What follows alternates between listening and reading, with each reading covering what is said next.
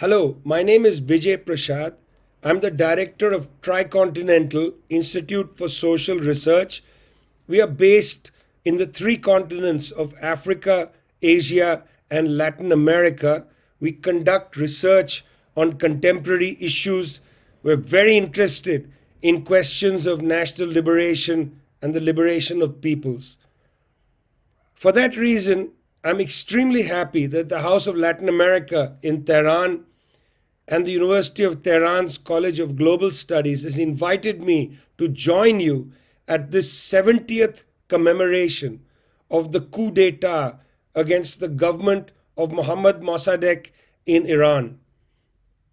It's interesting that I'm speaking to you from Santiago, Chile, where there was also a coup d'etat in 1973, 50 years ago. This coup, of course, was against the government of Salvador Allende. Salvador Allende, of course, led the Popular Unity Coalition in Chile, was overthrown by a US green-lighted coup by General Augusto Pinochet.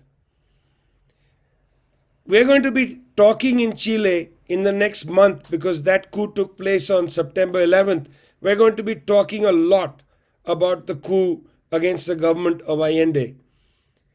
There's going to be, in fact, global consideration of this coup and the 50 years that have elapsed since then. Not much is remembered, on the other hand, about the coup in Iran. Even 20 years ago, I well remember, in 2003, in 2003, there was barely any conversation about the 50th anniversary of the coup against Mossadegh in Iran. Now, that was an interesting year, 2003, the year when the United States opened an illegal war against Iraq, continued to pursue its war against Afghanistan, and then began to ramp up its war or hybrid war against Iran, particularly after 2006. In that climate, people were not remembering the coup against the government of Mossadegh, democratically elected, I might say, in Iran. But we are now remembering it, and we should remember it for good reason. Both the coup against Mohammad Mossadegh, 1953 in Iran, and the coup against Salvador Allende, 1973 in Chile, both these coups were not just coups against the people of Iran and the people of Chile. They were not just coups conducted by Western countries, by the United Kingdom and the United States, but these were also coups against the broader third world. And indeed, that's the brunt of my intervention today. I want to talk about the coup in Iran in 1953 as a coup against the third world. In order to make that point, I want to lay out for you two observations, two sets of thinking that I think might be useful for our conversation.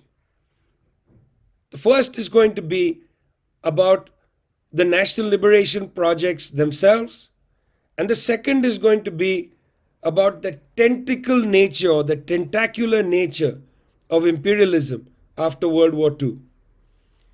Let's spend some time on the first observation, on this idea of national liberation.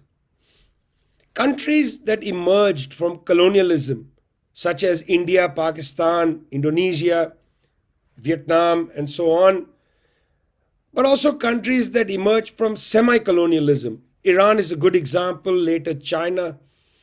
These countries found themselves once free or freer with a significant burden.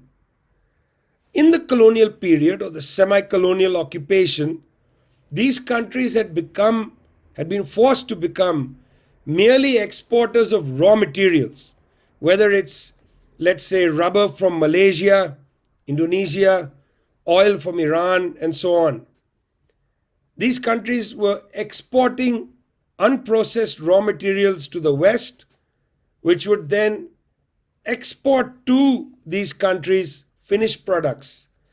Now, the gap between the price of unprocessed raw materials could be cocoa in West Africa or even gold, or again, materials from India, food products, jute, and so on. Unprocessed, largely products sold to the West, where there was industrial production to produce finished products that were sold in our countries. The gap between the price of unprocessed products and the imported finished products, that gap is known as the terms of trade, a term utilized in mainstream economics but made very important by the Argentinian economist Raúl Prebisch, who was the first director of the UN Conference on Trade and Development, UNCTAD. UNCTAD and Prebisch argued that the terms of trade between exports of unprocessed raw materials which were being exported at very low prices because of the grip of multinational corporations, the gap between the low price of exported commodities and the high price of imports meant that countries in the third world would continue to be in debt. They would continue to have to borrow from their former colonial masters, borrow money from them to pay off the high import bills, and sometimes start to pay off just the debt servicing, as is happening now in most of the world. This is the neo-colonial structure of the world economy. Prebisch wrote a lot about this, but so did a range of people in the field of dependency theory. The great Egyptian Marxist Samir Amin, of course, wrote a great deal about this. So the National Liberation Project, as it emerged in the immediate post-war period, was to try to break this bargain between selling unprocessed raw materials abroad and importing finished products. One of the first instruments of breaking this terms of trade problem was to fight to regain control over one's economy, particularly over the principal raw materials that were being exported, to fight to get a better price for them. And as countries began to try and exert their authority over the economy, they faced a challenge from their former imperial masters. After World War II, Iran was the first country really to experience this genuine battle with the West over who gets to determine who owns the raw materials in a country. Is it the people of that country or is it the multinational corporation? And not only who gets to own it, but who sets the prices. Mohammad Mossadegh was elected on a mandate of economic nationalism to basically secure the nationalization of Iranian oil and to make sure that prices of that oil was maintained at a decent level, not necessarily very high, but at a decent level.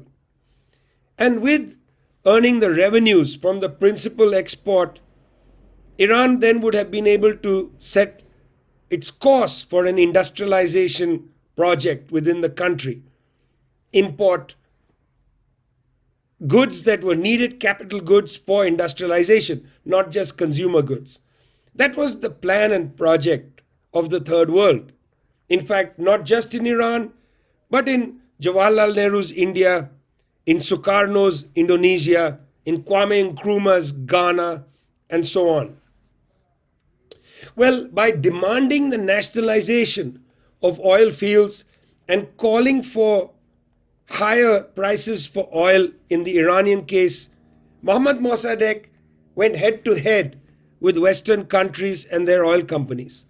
And it is here that the intelligence agencies of Britain and the United States, the Central Intelligence Agency, were basically authorized to enter the Iranian sovereign space and begin to plot a coup d'etat. In fact, Kermit Roosevelt, a relative of Franklin Delano Roosevelt, former president, relative of Teddy Roosevelt, another former president, Kermit Roosevelt was sent by the CIA with $1 million to conduct the coup against Mohammad Mossadegh. That's all it took, was $1 million to overthrow the government of a sovereign country. And that's exactly what happened. Mohammad Mossadegh was overthrown in 1953. A pliant government of the Shah was brought back, and the oil companies were allowed to exploit Iranian oil as much as possible. Now, I said what happened in Iran was a coup against the third world, because it wasn't merely an Iranian story. The very next year, in distant Guatemala in Central America, the government of Jacob Arbenz tried to establish control, this time over Guatemala's principal capital good, which was its land, where the United Fruit Company, a US-based agribusiness, was growing bananas and other fruit and exporting it into Western markets. Well, Jacob Arbenz said land owned by United Fruit, which is not being used, should be taken by the state and given to landless peasants, a form of agrarian reform.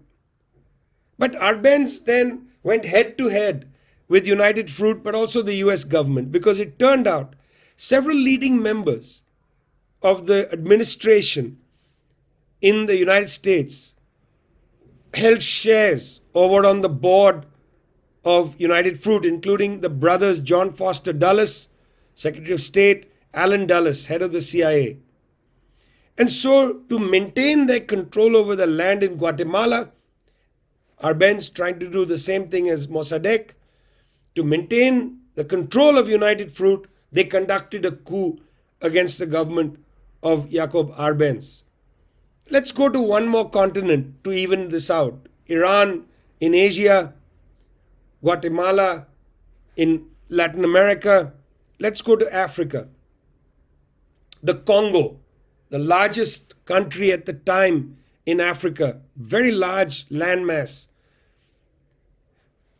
was led by a man named Patrice Lumumba, who fought against the Belgians for the independence of the Congo. But the Central Intelligence Agency was very worried about Patrice Lumumba, because Lumumba, like Mossadegh, like Arbenz, was going to fight to control the resources, raw materials of the people of Congo, and in particular, a mine which produced uranium. Now, why this mine is interesting might be important to point out. It was from this mine in the Congo, then controlled by the Belgians, that the United States was able to get the uranium that was used in the bombs in Hiroshima and Nagasaki. The United States feared not only that this independent government in the Congo, led by Patrice Lumumba, would control the uranium, but they said that this would then be given to the Soviet Union. Soviets might benefit. So to prevent Patrice Lumumba and the Congolese people from securing their sovereignty over the copper in Katanga, the uranium mines and so on, and to prevent Lumumba from perhaps having relations with the Soviet Union, they not only overthrew in a coup d'etat Lumumba's government in 1961, but they assassinated him. 3 continents. And then many more. The coup in Brazil, 1964, against the government of Joe Goulart. The coup in Indonesia, 1965, 1 million people of the left massacred. The coup against Sukarno, which brought General Suharto into power. Coup upon coup upon coup upon coup to stop the third world from advancing a project of economic sovereignty. Friends, that's the first observation I want to make. The coup against the government of Mossadegh is part of a sequence of coups, a series of coups to block the third world's attempt to establish economic sovereignty. But there was a second reason for the coup d'etat, which I want to put on the table. And the second reason for the coup d'etat is very interesting. After the coup of 1953, the United States at the time was thinking about building a security architecture in West Asia to block what they considered to be the Soviet advance. The second observation, the coup that took place in Iran took place in 1953. That was merely 4 years after the United States established the North Atlantic Treaty Organization, NATO, that was supposed to be part of the security architecture for Europe in particular. The United States, as a power interested in predominance, in dominating the world, planned to build a series of these collective security arrangements, so-called collective arrangements, although in each of them the United States was dominant. NATO was the first. Then they built the Southeast Asian Treaty Organization, or the Manila Pact, in 1954, that brought together countries in Southeast Asia into a United States-dominated security architecture. But in 1955, 2 years after the coup against Mossadegh, the Iranian government of the Shah and other powers in Western Asia came together at Baghdad in 1955 to create the Baghdad Pact, or the Central Treaty Organization, a military security pact including Pakistan and so on, that was essentially bringing together these countries' militaries, underwritten by their own peoples. Their own people had to pay for this military pact, but giving the advantage to the United States, which essentially dictated the terms for their so-called collective security against the Soviet Union. What this pact mentality did, this Baghdad Pact and so on, what they did was that they drove a lot of these countries, including Iran, to start spending unbelievable amounts of money on the military, building up their military forces, not to defend themselves, from some real enemy, but partly they built up their security forces to oppress their own people. That was part of the internal security doctrine of these military pacts. Partly it was, they knew that these governments are unpopular but pro-US, so they used these unpopular pro-US governments to effectively suffocate their own public by spending lots of money on the military and justifying this on the fact that they were part of an arrangement of defense against the Soviet Union and so on. Now, Mohammad Mossadegh, like Jawaharlal Nehru, like Sukarno, like Kwame Nkrumah and others, Fidel Castro of Cuba coming later, many of them believed in non-alignment. Mr. Mossadegh was neither pro-US nor pro-Soviet. He wanted to establish the rights and place of Iran on the world stage, very keen on a kind of Iranian position in the world. These kinds of political orientations led to the creation of the non-aligned movement in Belgrade in 1961. But in fact, there was really no non-aligned Iran in 1961.